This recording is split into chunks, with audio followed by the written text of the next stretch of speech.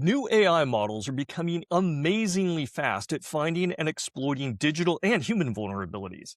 It's called the Mythos effect, and it's disrupting cybersecurity in drastic ways that CISOs and boards must understand and address. Welcome to the Cybersecurity Vault. I'm your host, Matthew Rosenquist, CISO, cybersecurity strategist, and industry advisor. And today, we are going to talk about how the Mythos effect is creating fundamental challenges for protecting digital technology and how the industry needs to respond. And I'll be talking with Edna Conway. Edna is a legend in the community and has likely forgotten more about cybersecurity than most of the experts will ever learn. She was the Chief Security Officer at Cisco, VP Chief Security and Risk Officer for Microsoft Cloud, sits on multiple boards of directors, and actively advises boards and C-suites on cybersecurity leadership and oversight. Welcome, Edna. Always a pleasure. Delighted to be here with you, Matthew. So let's dive into this, right? We've got these new models like Anthropic's Mythos, and they are outstanding at identifying and even creating exploits for vulnerabilities in mind-boggling speeds. Now, operationally, how do you see these tools impacting both products, right, software and so forth that are out there, as well as infrastructure security? Yeah, there's been a lot of talk about it, right? And so there's this balance of, some days I want to tell everybody just calm down. But I also want them to be calm and cognizant, and those often don't get juxtaposed together. So we wave our hands and say, ooh, there's something new. And the reality is we knew this capacity was coming. I, for one, am really excited about it. The transition that we have to make is from bright, shiny object, I want to use it with wild abandon. Ooh, I'm afraid of what it may do. Good grief, it looks like the actual innovators who put this capacity out are unto themselves limiting its availability because they are striking fear in the hearts of everyone, which is a statement about, I think, their responsibility, but not intended to be creating a fearful environment. So at the end of the day, it's about speed. We can do things faster. We've been watching this happen. And thanks for the introduction. I think the legends is a euphemism for old, but I so appreciate that, Matthew. What a gift. And so I do think that we have an opportunity to figure out a way to deploy something new with wisdom, with the right speed, and with the right members of the community at the table. And we could discuss who those members of the community are, because it's complex. Well, we're seeing Mythos and the partners expand, right? They're going to involve 150. And the first 50 found over 10,000 high and critical vulnerabilities in just a couple of weeks.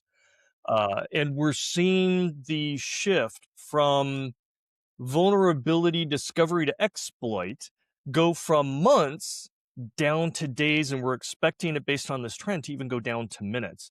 And that disrupts a lot of business cycles, right? I mean, if we look at Microsoft's Patch Tuesday, everybody loves Microsoft Patch Tuesday, right? Second Tuesday of the month, and they're going to push out patches. And that is predicated on the previous windows of exploitability that were more than a month. It took more than a month for an attacker to find a vulnerability, create an exploit, and get it out in the wild.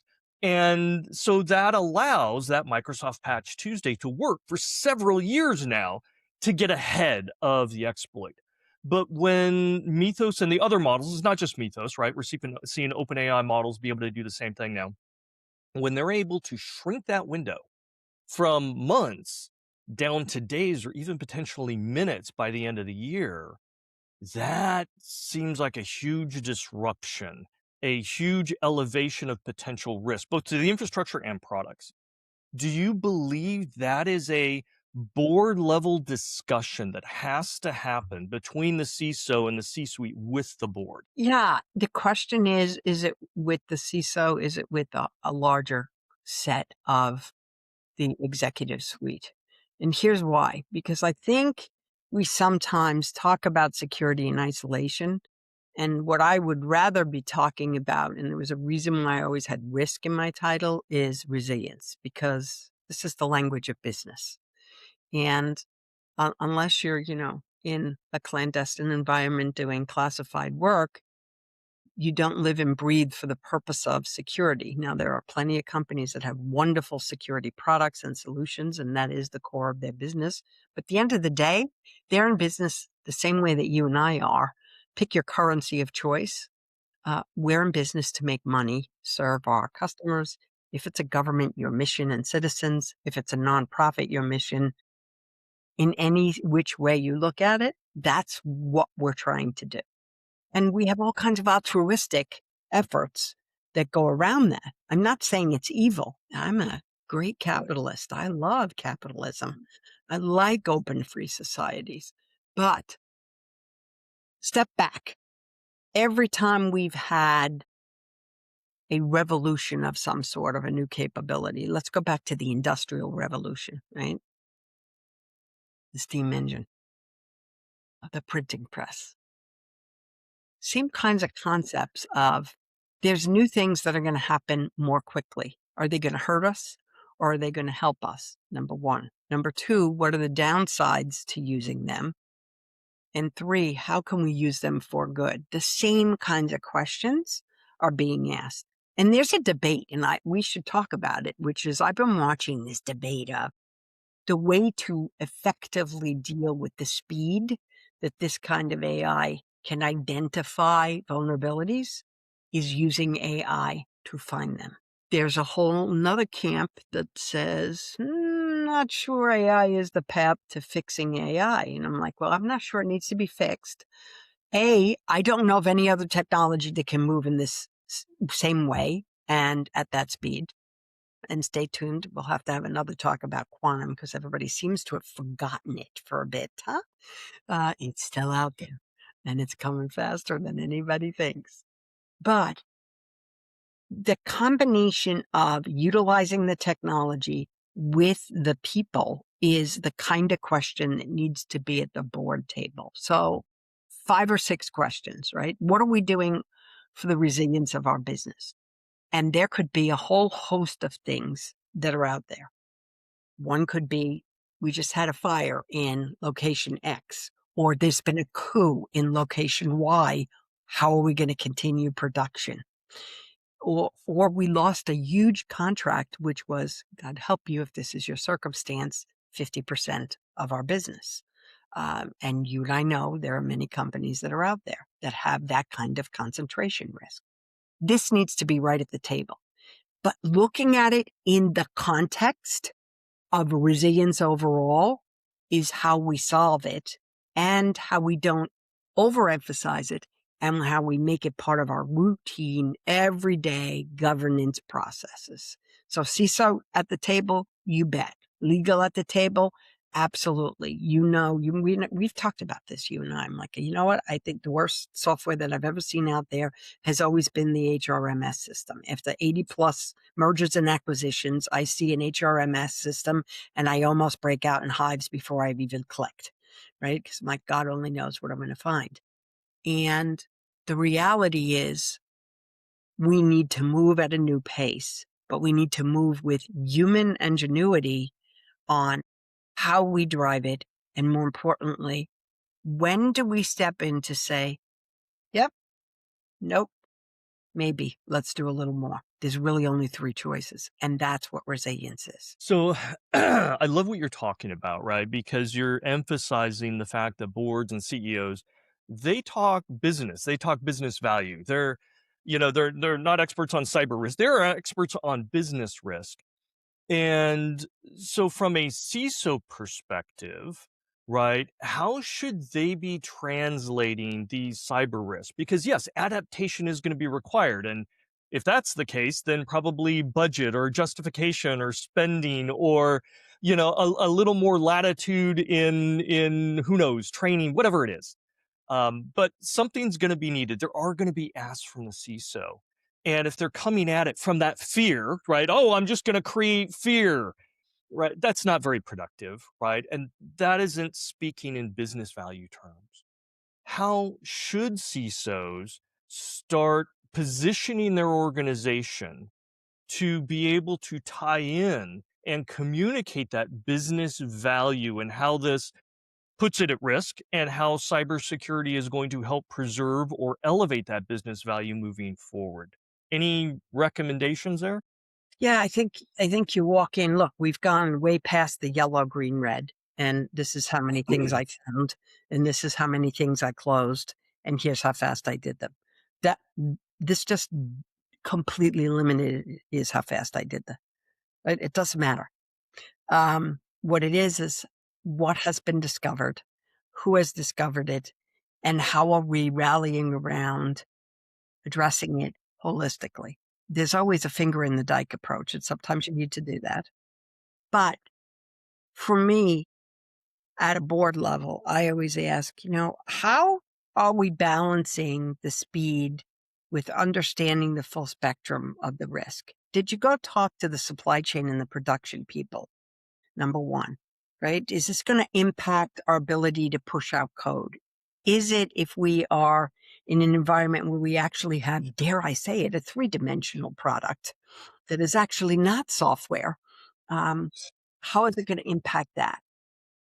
What can we do to mitigate that? And that's going to be a presentation that's almost a panel. So the old school thinking of the board was the CIO got up, the CFO got up, the CISO got up, and you all talked about things to the board members in isolation. And I can always tell when I have an integrated executive team if they riffed off one another or if they had a plan. So for me, we have entered the day and age where something that I had the privilege of leading and working on at both Microsoft and Cisco, and certainly still think about, is call it what you want. I called it because everybody has to have an acronym, right? The RROC, the Risk and Resiliency Operating Committee. That's what it's all about. And everybody sits at the table, even the HR people, who, quite frankly, without them, we wouldn't have people, we wouldn't have a business. So everybody gets an equal stake, everybody gets equal respect. But then you have the CFO sitting there, and I asked a question recently about, we need to move more of this to the desktop. What about, Dell's doing it, right? They've got the desk side agentic AI model. Brilliant. Because I'm sitting here thinking risk and resiliency. I can do a tremendous amount if I pay the AI providers and the beautiful cloud providers who are doing it an enormous amount of money for storage capacity, compute, tokens. That's fabulous. What is that going to do to my margin? Just out of curiosity, will I have a margin when I'm done? And so for me, what we need to do is understand who our peers are. And I mean peers in business, not peers in title. Because you and I know 9 times out of 10, I always laugh because people are like, well, you were a CISO. I'm like, nope, I was never a CISO. I was always a chief security officer. CISOs rarely report to the CEO. Doesn't mean what they're doing isn't absolutely critical, right?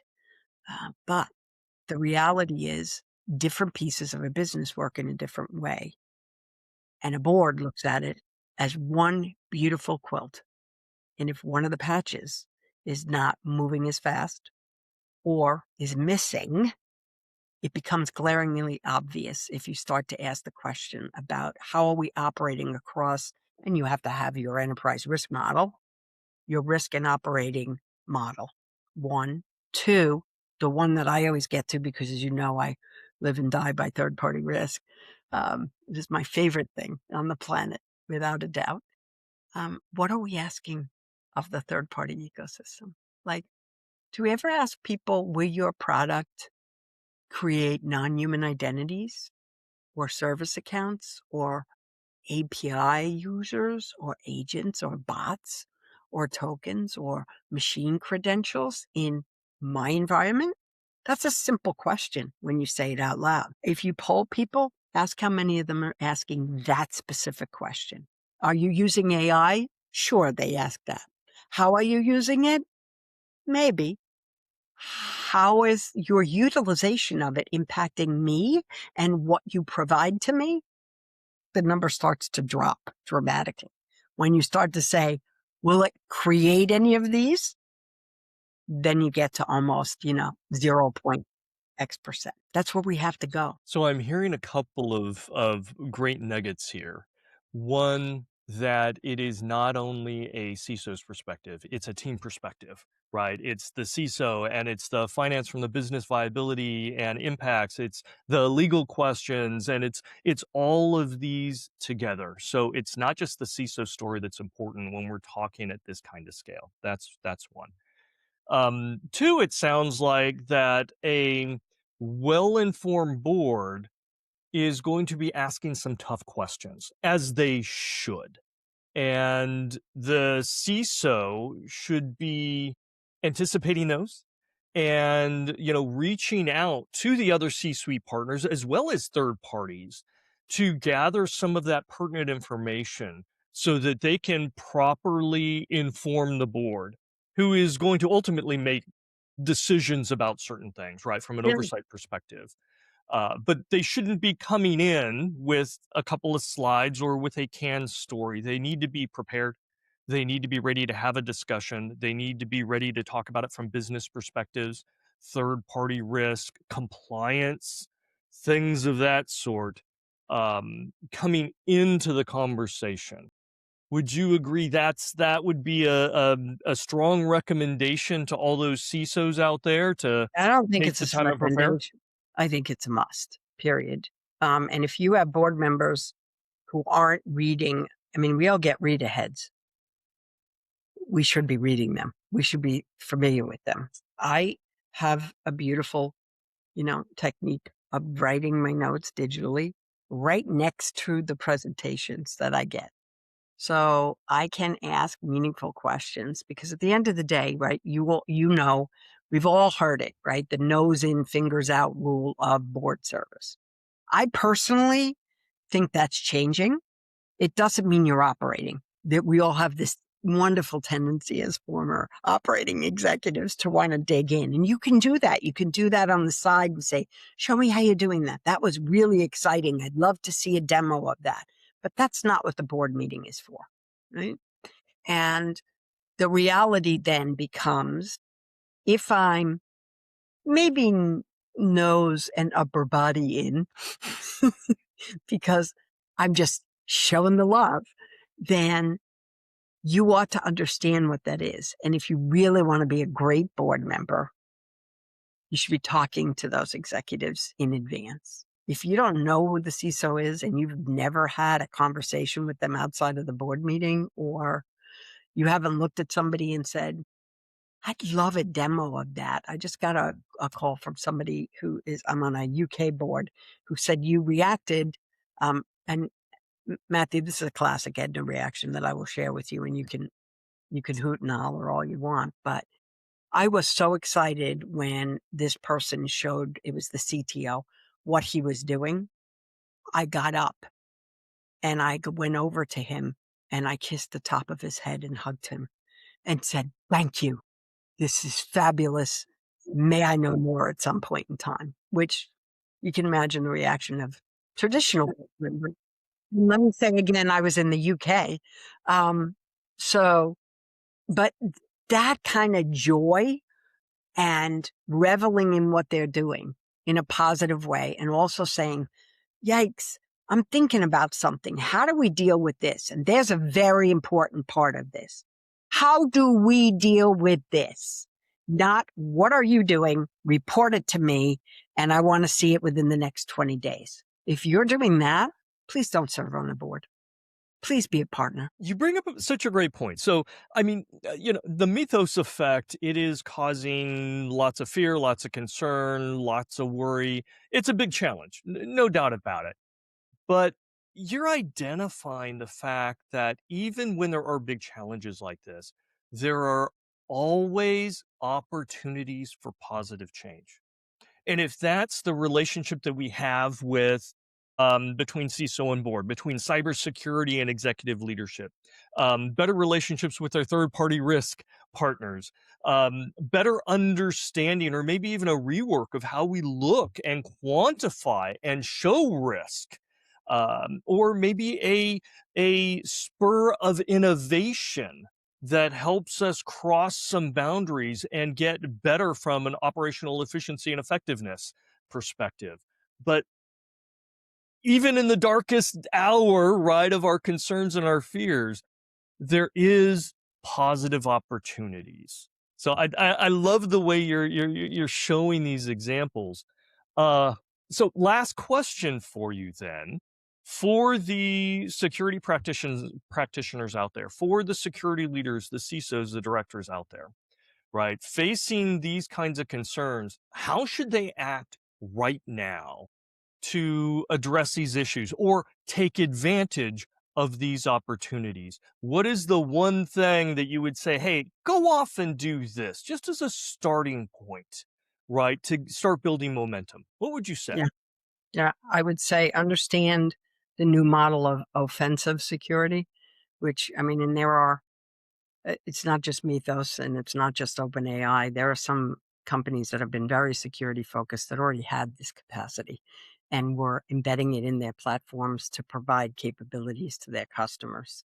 And there are some governments that are looking at this from the perspective of I've been working on this for quite a number of years and now it's going mainstream.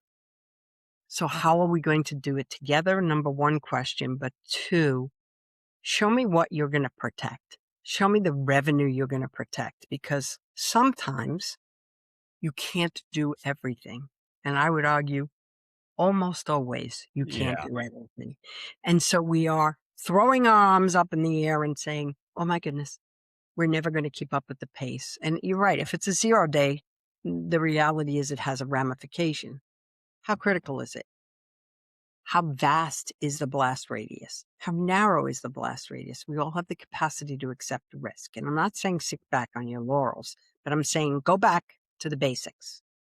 You know this. The security community is not the security community when I started. We have amazing talent that's deep and rich in their bench strength. And we can sit there and look at them and saying, how are you deploying it here? How are you deploying it there? What could we bring together? What could we do more efficient?